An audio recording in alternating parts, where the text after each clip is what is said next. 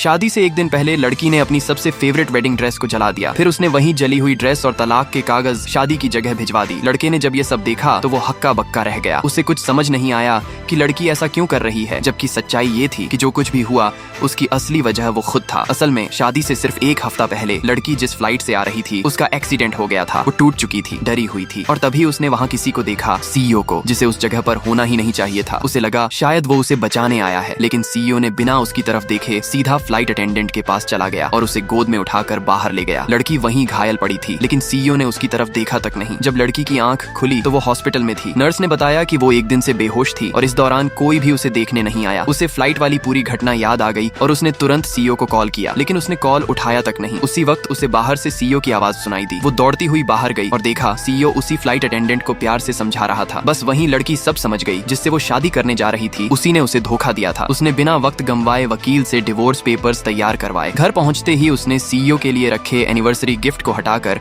उसके अंदर तलाक का लेटर रख दिया, एक आखिरी तोहफे के तौर पर। कुछ दिन बाद सीईओ घर लौटा। उसे अंदाजा तक नहीं था कि उसका झूठ अब और छुपा नहीं है। उसने बड़ी मासूमियत से कहा, तुम्हारे ना होने पर मैं शादी की तैयारियों में बिजी था। लड़की ने उसकी गर्दन पर लिपस्टिक के निशान देख लिए, लेकिन उसने कुछ नहीं कहा, बस मुस्कुरा कर बोली, शादी वाले दिन गिफ्ट खोलना मत भूलना, मुझे अच्छा लगेगा। सीईओ इतना खुश हुआ कि उसने गिफ्ट बॉक्स पर एक चिप्पी भी लगा दी। फिर बोला, मेरे पास भी तुम्हारे लिए एक सरप्राइज है, और भागते हुए बाहर चला गया। तभी उसका फोन बजा। लड़की सोच में पड़ गई कि फोन देखे या नहीं। तभी अचानक घर की सारी लाइट चली गई। सीईओ ने बाहर से आवाज दी, जल्दी बालकनी पर आओ। जैसे ही लड़की बालकनी पर पहुंची, आसमान में पटाखे छूटने लगे। उसका दिल थोड़ा पिघलने लगा। उसे लगा शायद सीईओ वाकई में उसे माफी देना चाहता है, शायद वो उसे अब सच में प्यार करता है। लेकिन अगले ही पल उसके फोन पर फ्लाइट अटेंडेंट का मैसेज आया। उसने फायरवर्क्स में मेरे नाम के इनिशियल्स लिखवाए हैं। लड़की ने जब ऊपर देखा तो सच में 2 बड़े अक्षर आसमान में जल रहे थे। अब वो खुद को रोक नहीं पाई। उसे समझ नहीं आया कि जो प्यार का इजहार हो रहा है वो उसके लिए था या किसी और के लिए। गुस्से और टूटे हुए दिल के साथ उसने सीईओ का फोन उठाया और उसे हवा में लहराया। सीईओ का चेहरा एकदम बदल गया। उसे समझ नहीं आया कि लड़की ने क्या देख लिया है। आगे क्या होगा? क्या लड़की अब सबके सामने उसका सच लाएगी? क्या ये रिश्ता अब टूट जाएगा या वो माफ कर देगी? जानने के लिए पार्ट 2 देखना बिल्कुल मिस मत करना। नीचे कमेंट करो पार्ट 2 चाहिए, और चैनल को सब्सक्राइब कर लो